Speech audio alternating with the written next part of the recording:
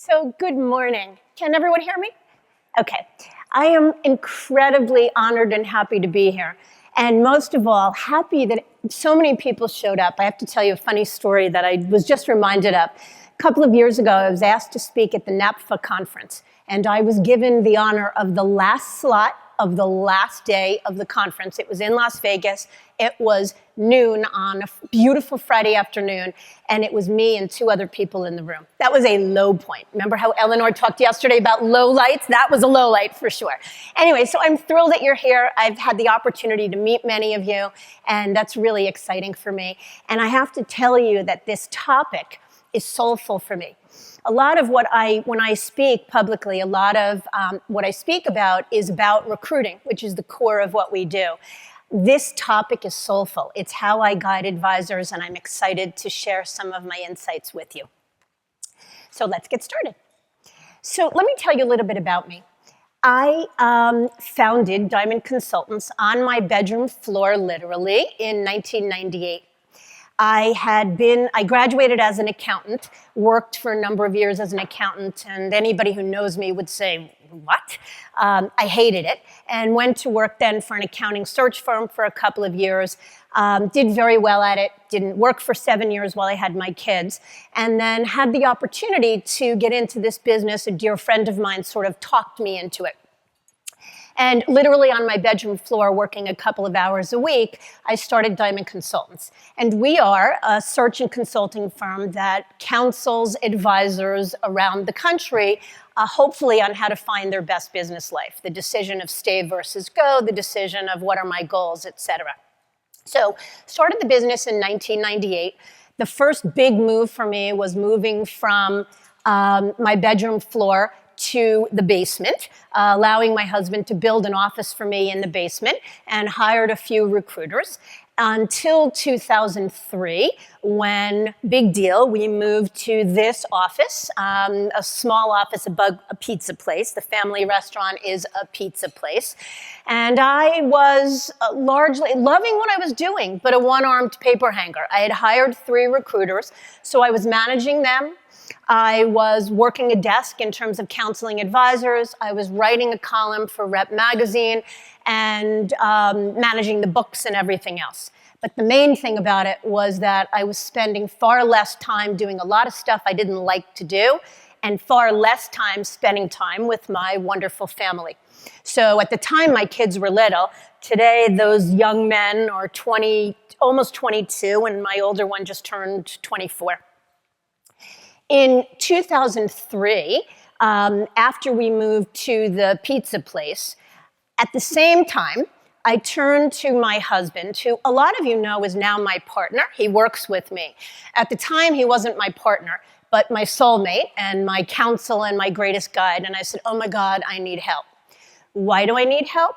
Because what I realized was that I was doing a lot of things that I didn't like to do. And things, quite honestly, like managing the books and managing the minutiae that I just wasn't good at. So that was my first holy cow moment.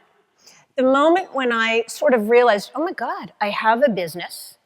Oh my God, if it's a business, then I'm entitled to actually need help and do what I need to do in order to take care of myself and take care of it. Like, it's not just a hobby that I'm sort of winging here, it's a business.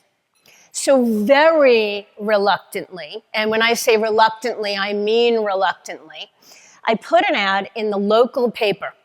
I had no idea what I was advertising for. I just knew I needed help. So as you can see from this rather lame ad, which actually looks a lot bigger here than it actually was, there was no description. I didn't even know what I was looking for. But I got incredibly lucky. I wound up finding Shelley, who today, 13 years later, is my assistant and the most extraordinary thing that ever happened to me, who saved me. It was an enormous expense, I want to share with you at the time. It wasn't a decision I took lightly. So number one, oh my God, I have a business and I'm entitled to help was big enough. But the notion that I need help and it's okay to pay someone to actually help me was pretty big as well. what I've realized is that whatever expenses I've made along the way were investments that more than paid off. So that was my first holy cow moment, the notion that I have a business. And I'll share a story with you that actually sort of brings it home.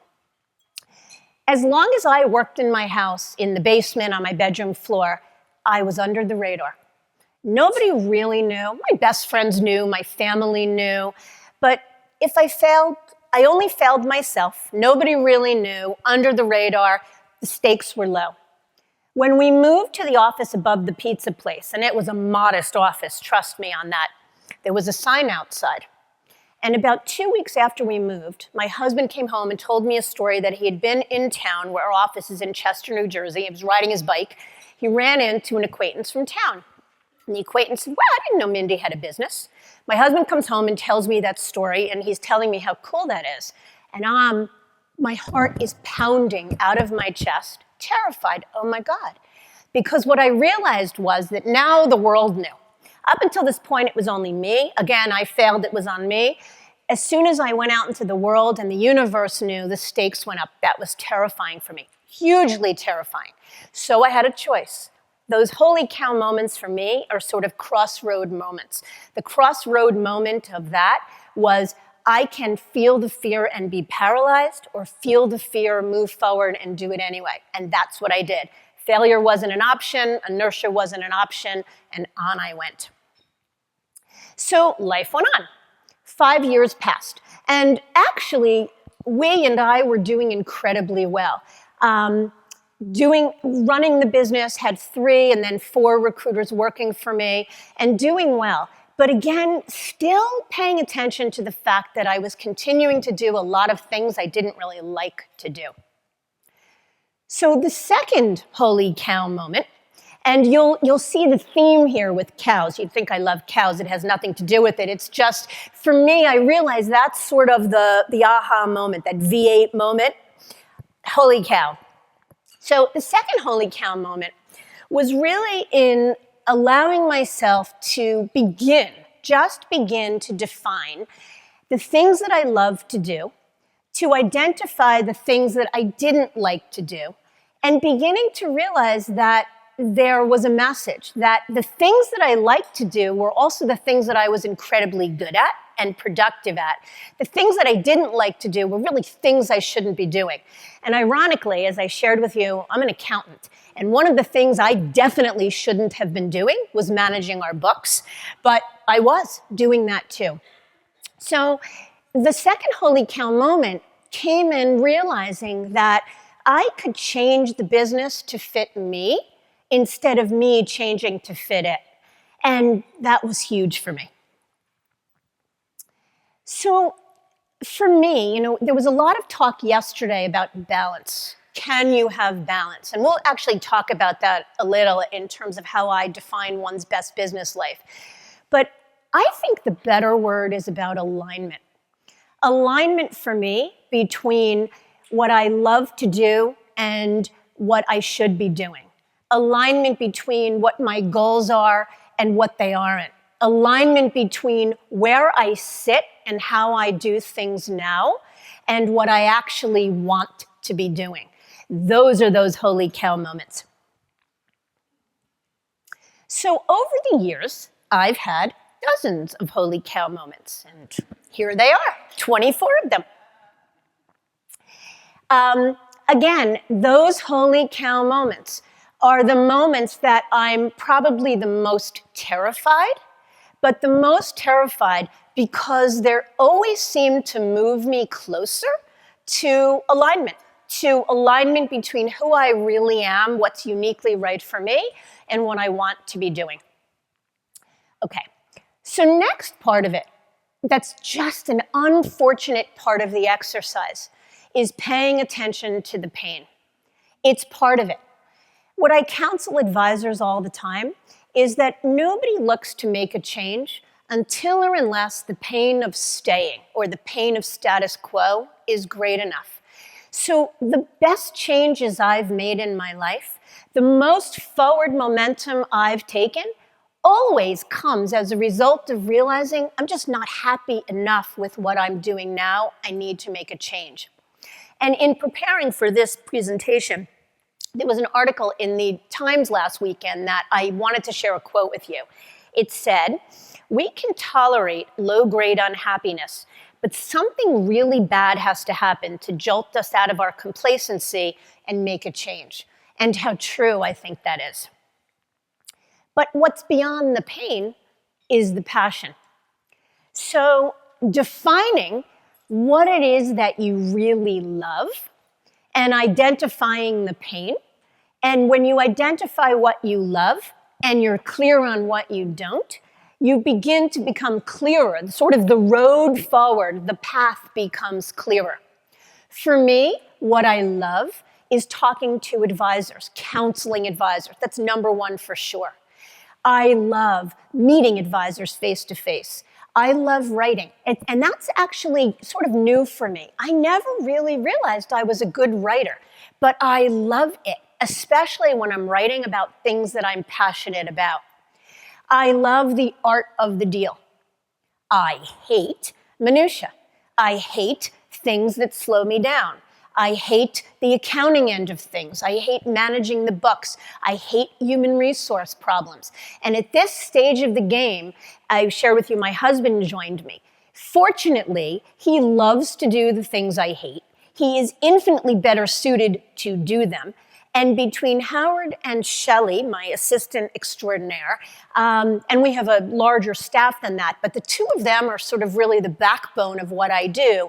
And by defining the passion and the pain, I soar. Okay, this is a big one. So we talk a lot about change. That's pretty obvious, right? What changes do I need to make? What changes do I want to make, etc. What I realized in writing this out is that it's giving yourself, at least for me, giving myself the permission to change is harder than making the change itself, because it's sending myself a message. I'm entitled to make a change. I'm entitled to want what I want, to need what I need. My path is unique. It's uniquely mine. And I'm entitled to figure out what's right for me, even though it's not necessarily right for everyone else. So again, I think the permission to change is bigger than anything. Now, we're going to talk a lot as we move through this about the overwhelm, because I work with a lot of women. I mean, I work with advisors, and we've talked yesterday about how we know that the majority of the advisor population is male. So I work with a majority male population. But because I'm a woman, I work with many female advisors, and I love that most. And one of the things I find is that women have a particularly high threshold for pain. They're willing to gut it out, to tolerate a lot of pain, because they think that they're supposed to. And I'm guilty of the same, to be honest with you. But I also think that one of the things that hold women back is overwhelm. When I put up a slide like this, or I talk to an advisor and say, give yourself the permission to change, I'm not saying change. I'm not saying hop into action, figure it out, find solutions, make it happen. That's overwhelming. I'm saying first figure out what you need to do. It's a mental exercise. Don't get overwhelmed. Stay where you are. Just figure it out. Just be with yourself. Understand what you need. And then the change, sort of what needs to happen, will come. Okay. So I'd like to tell you I have it all figured out. I'd love to tell you that every day I live my best business life. I try. It's a goal it's a noble goal that I shoot toward, but I am not there yet. The need to unplug, the need to replenish, to recharge my batteries is something that I know, you know, I assume everyone in the room knows we need to do in order to be able to be our best, to work at the level at which we need to work with fierceness and passion and energy and all of it. But this is one I haven't totally figured out yet. And what I'm hoping is if I get invited back to give a similar speech next year, I'll be able to tell you I figured it out. The best example I can give you was a couple of weeks ago, my husband and I took a long weekend in Florida. We left on Friday night, and my plan was to be out Monday and fly back Tuesday morning. I booked myself out of the office. I had no calls scheduled. I had no meetings scheduled. I had nothing that had to be taken care of. But I spent the entire day feeling uneasy. I was off. I exercised in the morning, felt good. And the rest of the day, I just felt really out of sorts. And what I realized was, see, I love what I do. I love my work. And a lot of times I don't think of it as work. As a result, I felt mad at myself because I wanted to work, and mad at myself because I wanted to play, out of sorts. So again, I know that the goal is to unplug and to give myself permission to do so. I'm just here to tell on myself that I'm not totally there yet. Okay, so to be the naysayer in the group, we talked yesterday, a lot of people talked about balance. And the common theme was there really is no such thing as balance. And while I agree that a lot of the time balance is elusive, while I agree that it is hard to achieve, I think my definition of balance, one is that it's fleeting. And the way I look at it is that balance is a noble goal that I shoot for every day. I don't always do it right. But for me, balance between doing the things I love and doing things that I may not love to do as much, but have to do because I'm a business owner. Balance between work and play. Balance between taking care of the business and taking care of myself. Balance between loud and quiet. And for me, the older I get, the more important that quiet is. My life, my business life is loud, it's on, it's energetic. I'm in people, with people, by phone or in person all the time. And the older I get, the need for quiet, to balance loud with quiet, becomes even more important. So what is one's best business life? To me, I don't know that there's any one definition. My definition, the best I can come up with, is alignment. Alignment between who I am, what I want, my goals, and how I actually spend my time. Now, reality has to creep in there, right? So we can't all always be doing just the things we want to do. That's where the balance comes in. There are things I am forced to do on a daily basis that I just have to do because I'm best suited to do it. It goes with the territory. It serves the business well. But balance for me is making sure that on the days when I have to get stuck doing things like pipeline meetings that I don't really love to do, that I also have enough time to do the majority of the things that I love to do. And it's what I shoot toward. It's alignment between who I am and what I'm actually doing. So here's some really good news. We talked a lot yesterday, all the speakers talked about how women are so uniquely suited, so extraordinarily well suited to be financial advisors. Natural relationship geniuses, consultative people, relationship people by nature, by DNA. Financial advisors themselves are in the driver's seat. The balance of power has really shifted to the advisor in general, and women for sure, women more so. Balance of power shifted to the advisor because the incentive packages to incent advisors to move to another firm, the M&A market, the deals are at a high water mark to incent advisor movement. The M&A market, the merger and acquisition market, is as robust as it's ever been. And almost every firm has a diversity initiative in place where they are falling all over themselves, dying to recruit successful women. And so there is no excuse for inertia. There is no excuse for paralysis. There is no excuse for tolerating a business life that isn't what you want it to look like. There isn't an excuse for living a life in a world that doesn't support your goals, that doesn't allow you to say to yourself, I'm really happy with what I'm doing. This is soulful. This is what I want to be doing because the opportunities are vast. So I want to take a minute and talk to you about the components of my business life so you'll get a sense of what it looks like. So it's family first.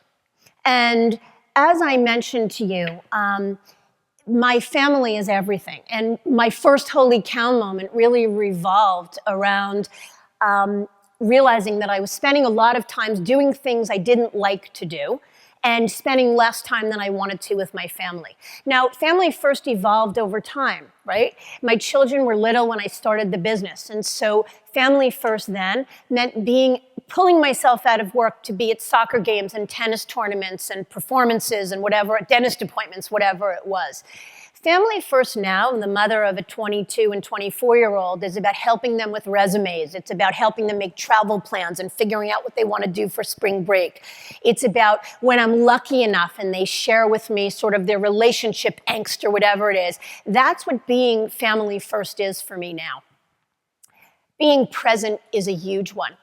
And it's not just being present, meaning that no matter what I am doing, I have a rule that when my children call, I take the call. I can be on the phone with the biggest and most important deal of my career, and I will always take their call. But being present for me is also about leaving work at work. And the portability piece, which I'll get to in a minute, makes it pretty easy to take work away from work and allow it to cross boundaries. And the notion that, well, I'm only going to answer one email, or this is only one phone call, or whatever it is. And I have to really watch myself to make sure that I leave work at work. Now, I'll skip to two below, time with my husband. As I shared with you, I work with my husband, which creates a whole unique set of challenges. It's mostly wonderful. It's sometimes really tough. It's a lot really tough. And so we sort of have rules about leaving work at work, about having date night, which we're very protective of, and no work allowed. It's about, we'll say to each other, am I talking to work Howard or husband Howard? That's important to us. Self-care. So the older I get, the more important it is to me to exercise, to eat right, even especially when I travel. Because when I travel, it's easy to sort of be off my game, to let things lapse. But I need structure. And so the importance of taking care of myself, of exercising, especially when I'm not in the office, is important to me. Travel is huge. The notion of unplugging when I can. So here's what I've figured out. I'm actually better at leaving work at unplugging when I'm at far away travel. So when I'm in Europe, I'm able to unplug. When I'm in Florida, and it's pretty easy to plug in, I haven't figured out how to do that yet. Quiet.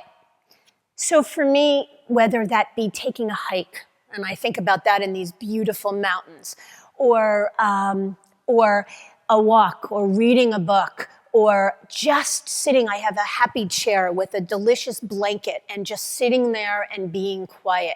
And as I said before, for me, I need that.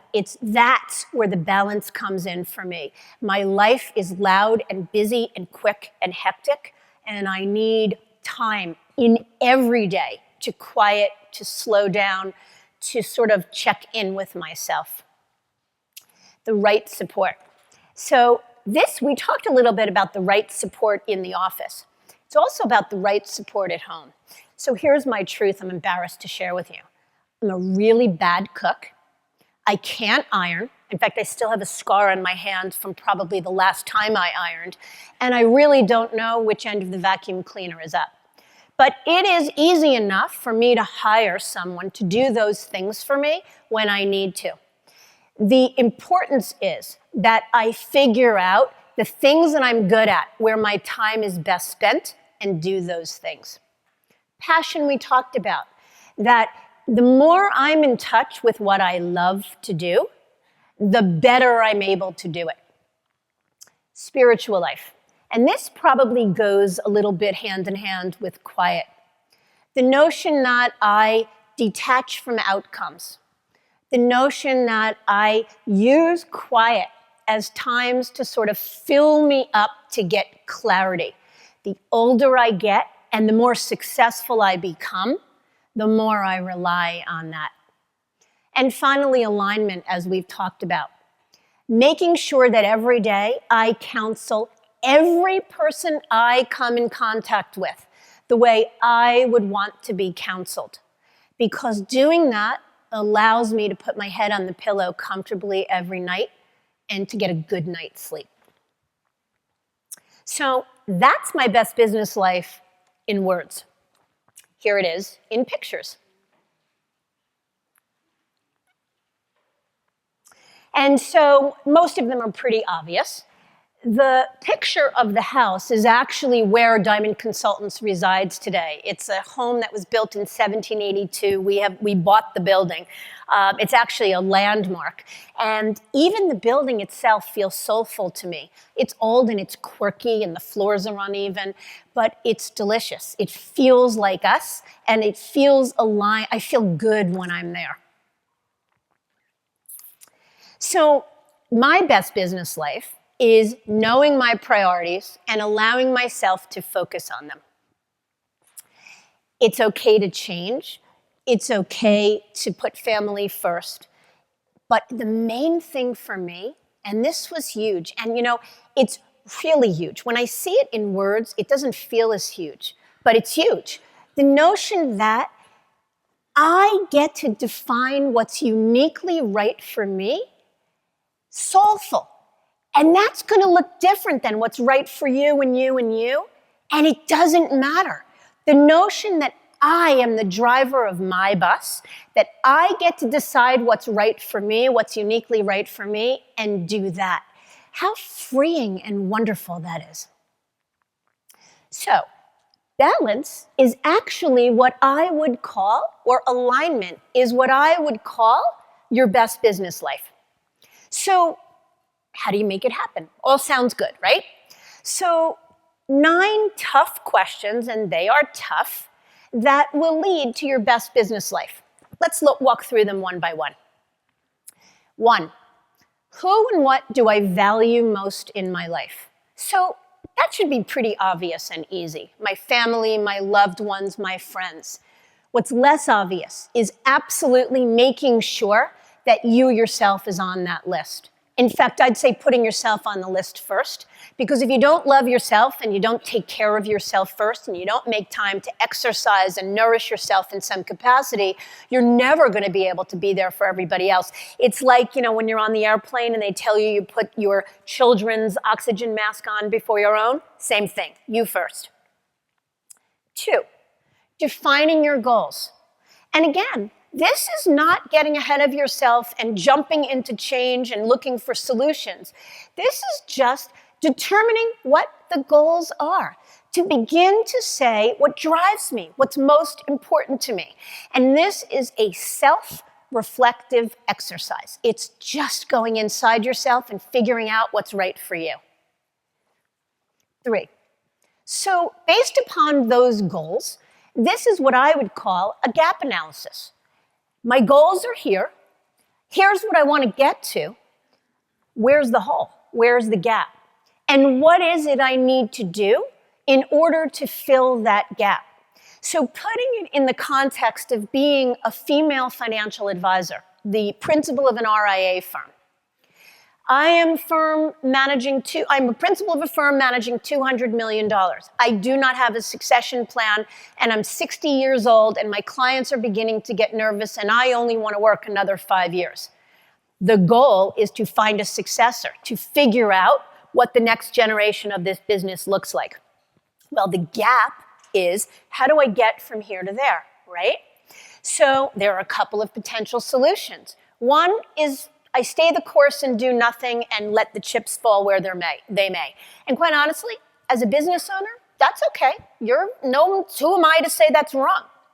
But if you cannot live with that, if status quo doesn't work for you, then choice 2 is to work to recruit or acquire to fill the goal, to fill the hole, right?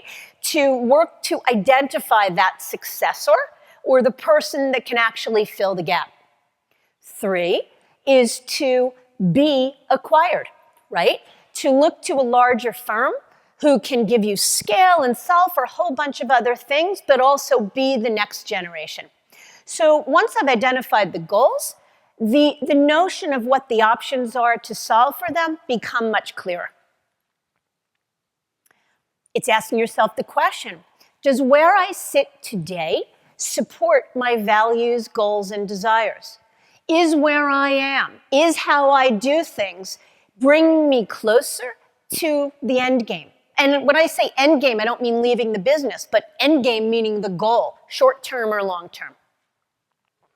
5, what changes am I willing to make to fill the gaps? So this is sort of where reality overlays the goals, right? So I know the things I want to do, but I need to always pay attention to my economic reality, my geographic reality, my family reality, whatever else is going, the industry landscape reality. What are the things that I'm going to be able to do? So how does reality sort of superimpose itself on my goals? 6, do I have the right team or support both at home and at work? And again, it's the notion that early on in my career, those expenditures to fill that support gap were huge expenditures for me. They were enormous. They were not decisions I took lightly.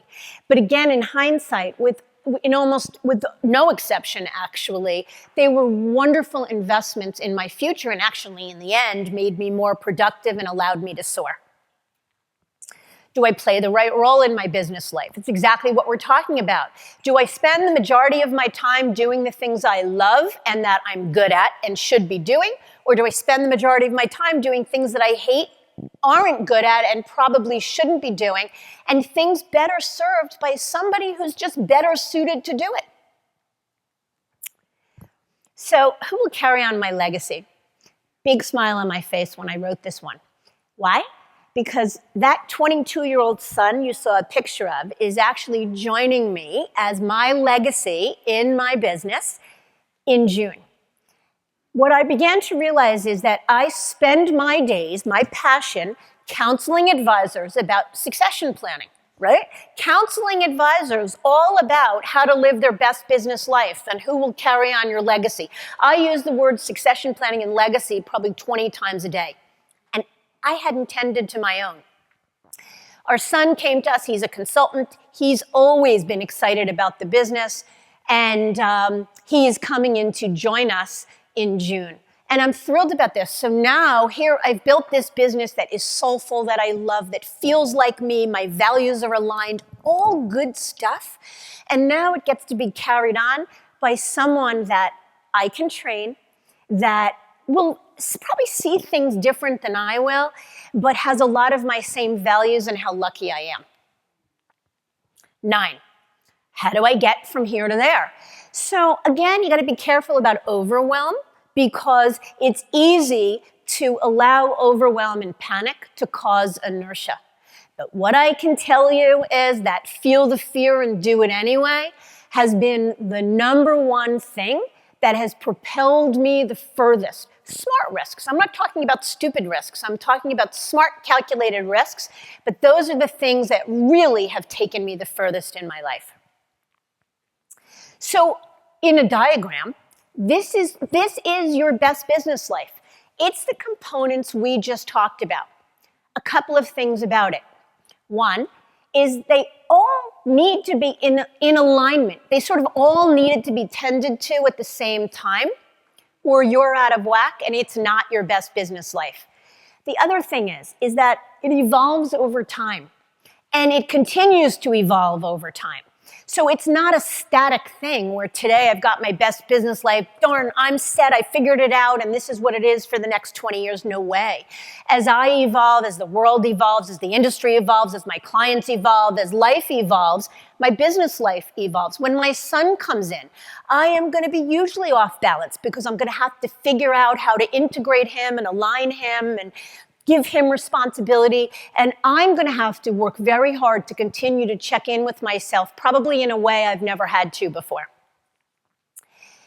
This is probably one of my favorite quotes ever, and I'll read it to you. It's written by an author, Marianne Williamson. Our deepest fear is not that we are inadequate. Our deepest fear is that we are powerful beyond measure. It is our light, not our darkness, that most frightens us. We ask ourselves, who am I to be brilliant, gorgeous, talented, fabulous? Actually, who are you not to be? And what a wonderful quote for a group of fabulous women. So, I thank you for the time. I thank you most for the opportunity to sort of share what's soulful to me. I have created those 9 tough questions, how to get to your best business life. And so if you'd like a copy of it, please email me. Probably better if you work for a firm to use a personal email address. You can reach me on LinkedIn. You can reach me on Twitter. You can reach me on Twitter with the hashtag bestbusinesslife by phone. Here is my contact information. But I'll be very happy to send you a copy of it. And I thank you for your time.